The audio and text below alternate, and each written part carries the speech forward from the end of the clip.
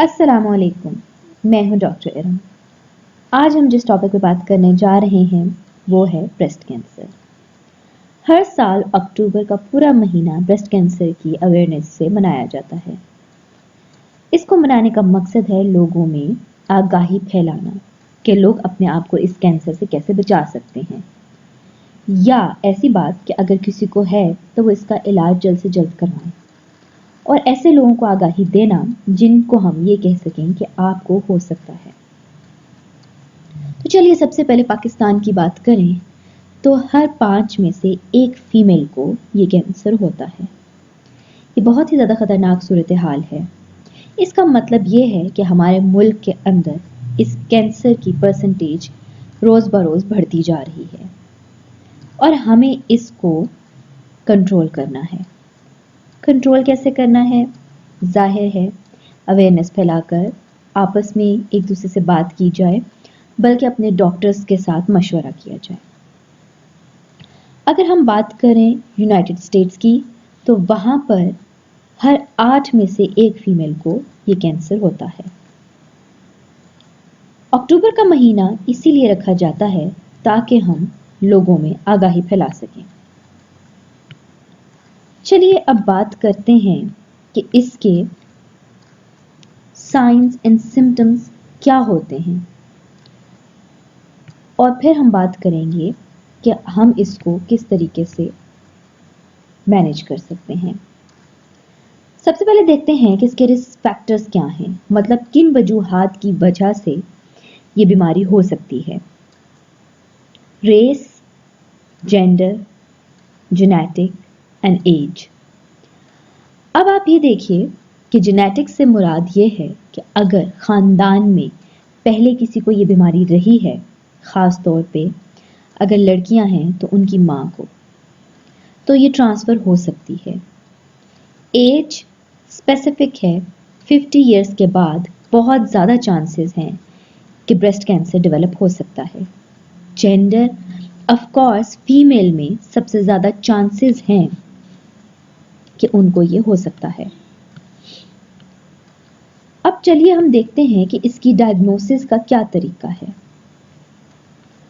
Diagnosis के लिए सबसे पहले हम देखते हैं क्लिनिकल एग्जामिनेशन, जिसका मतलब ये है कि हिस्ट्री लेना या फिर इंस्पेक्शन करना। मतलब ये कि फिजिकली देखना कि क्या मसला है। अगर इसमें कोई मसला नज़र आता है तो हम इससे नेक्स्ट स्टेप पे जाते हैं, जिसको हम कहते हैं ब्रेस्ट इमेजिंग, जिसके अंदर मैमोग्राफी, ब्रेस्ट अल्ट्रासाउंड और एमआरआई वगैरह मौजूद हैं। और अगर स्टेज कुछ आगे बढ़ गई है और बहुत ज़्यादा ख़तरनाक सूरत हाल हो चुकी है तो हम बायोप्सी करते हैं। मतलब ये कि कोई ज़ख्म होता है या कोई दाना ऐसा बनता है तो हम उसका हिस्सा लेकर उसको टेस्ट करते हैं कि क्या ये कैंसर है या नहीं। अब आइए हम देखते हैं इसकी स्टेजेस। अर्ली स्टेज में कुछ ज़्यादा नहीं होता, थोड़ा बहुत आपको शो होगा। स्टेज 2 में लोकलाइज्ड का मतलब ये है कि किसी एक ही जगह पर होगा। स्टेज 3 में जब आप जाते हैं तो लेटली लोकली एडवांस का मतलब ये है कि लोकलाइज्ड जगह से थोड़ा सा फैल जाता है। और फोर्थ स्टेज, जिसको हम लास्ट स्टेज कहते हैं, वो एक ब्रेस्ट से दूसरी ब्रेस्ट में ट्रांसफ़र या बॉडी के और पार्ट्स में भी ट्रांसफ़र हो जाता है। प्रिवेंशन इससे किस तरह से की जाए? देखिए, इसकी प्रिवेंशन बहुत ज़्यादा मुश्किल नहीं है, आसान है, जिससे हम इस बीमारी को बहुत ही जल्दी पकड़ सकते हैं और अपने डॉक्टर्स को बता सकते हैं। सबसे पहले तो अपनी हिस्ट्री को जानिए कि क्या कोई ऐसी हिस्ट्री तो नहीं है आपके ख़ानदान में जिसकी वजह से आपको ये बीमारी हो जाए। इसके अलावा अपनी सेल्फ एग्जामिनेशन करना बहुत ही ज़्यादा ज़रूरी है। कोशिश कीजिए अपनी सेल्फ एग्जामिनेशन खुद कीजिए। अगर आपको कुछ ऐसा महसूस हो तो अपने डॉक्टर के पास जाइए, उसको अपनी फैमिली हिस्ट्री भी बताइए। इसके अलावा हेल्दी लाइफस्टाइल अपनाइए। हेल्दी लाइफस्टाइल बहुत ही ज़्यादा ज़रूरी है। अगर हम बात करें कि आप किस तरह से रिस्क पर हैं, तो उसके लिए चंद पॉइंट्स हैं जो कि आपको दिमाग में रखने हैं। वो लोग जो ये जानना चाहें कि क्या वो रिस्क पर हैं या नहीं। जेंडर फीमेल होना, फीमेल है तो 100 गुना रिस्क बढ़ जाता है। एज 50 से ज़्यादा होना या 50 होना। इसके अलावा अगर कोई फैमिली हिस्ट्री है तो। इसके अलावा मेनोपॉज का केस भी आ जाता है। कोई भी ऐसा शख्स जो कि हार्मोनल थेरेपी ले रहा है, मींस कुछ आर्टिफिशियल हार्मोन्स जो हैं वो ले रहा है। इसके अलावा ओबेसिटी मतलब मोटापा, जिसकी वजह से हमारे जिस्म में चर्बी वगैरह बहुत ज़्यादा बढ़ जाती है। कुछ हमारे इन्वायरमेंटल एक्सपोजर्स, मतलब ये कि कोई ख़तरनाक शुआओं से कोई सामना हुआ हो, या अगर कोई बहुत ज़्यादा स्मोकिंग या अल्कोहल का इंटेक करता हो।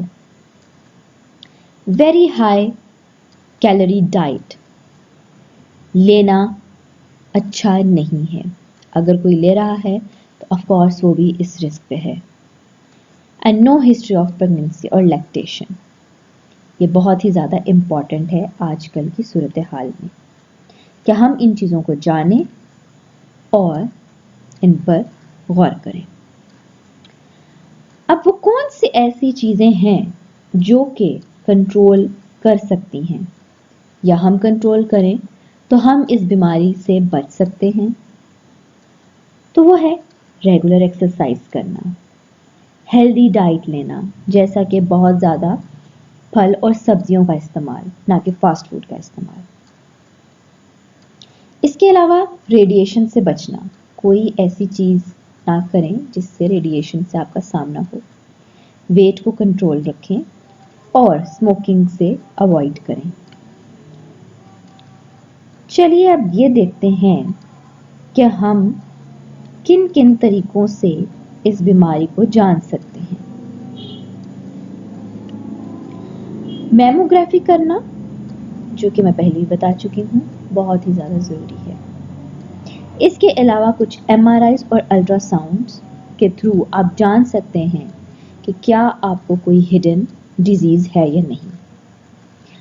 अगर हम इसके सिम्टम्स की बात करें, अगर किसी को ये हो रहा हो या हो तो वो क्या हैं? लम्प्स बन जाना ब्रेस्ट में या आर्मपिट्स में, या ब्रेस्ट का साइज इंक्रीज हो जाना, निपल से डिस्चार्ज होना, ब्लड का या किसी भी चीज़ का।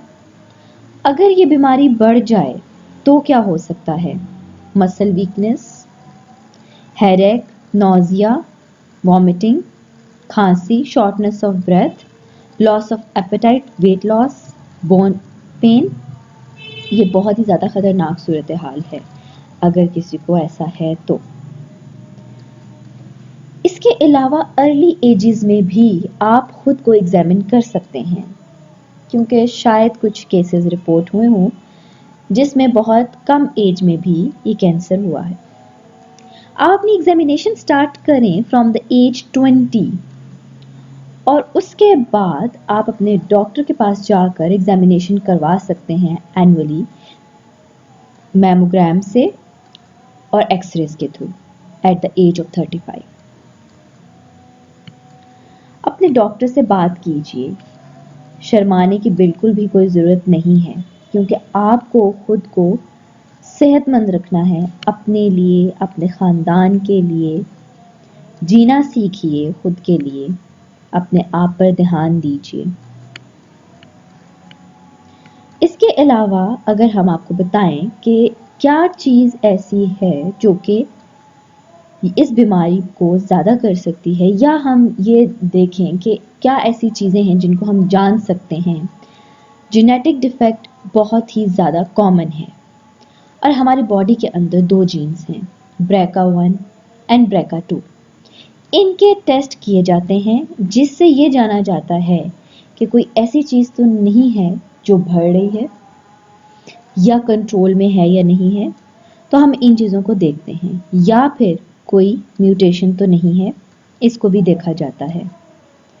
सबसे ज़्यादा जो चीज़ है वो है एस्ट्रोजन हार्मोन, जो कि इस कैंसर के केस में बहुत ज़्यादा बढ़ जाता है और इस कैंसर को कॉज करता है। तो हमें रेगुलर अपने हार्मोन्स के भी चेकअप करते रहना चाहिए ताकि हम अपने स्पेसिफिक हार्मोन को कंट्रोल करके इस कैंसर से बच सकें। ख्याल कीजिए, मैं फिर यही कहूँगी, अपने लिए कीजिए और अपने ख़ानदान वालों के लिए कीजिए, क्योंकि आपको एक सेहतमंद लाइफ गुजारनी है। अपने लाइफस्टाइल्स को थोड़ा सा चेंज कीजिए, टेंशन्स को थोड़ा साइड पे रखिए, एक्सरसाइज कीजिए। एक्सरसाइज करने से आपकी टेंशन भी रिलीज़ होती है, आप हेल्दी महसूस करते हैं और खुश महसूस करते हैं। इस वीडियो को ज़्यादा से ज़्यादा स्प्रेड कीजिए अपने फैमिली में, अपने फ्रेंड सर्कल में, ताकि लोगों को इस बीमारी के बारे में अवेयरनेस हो सके। Thank you.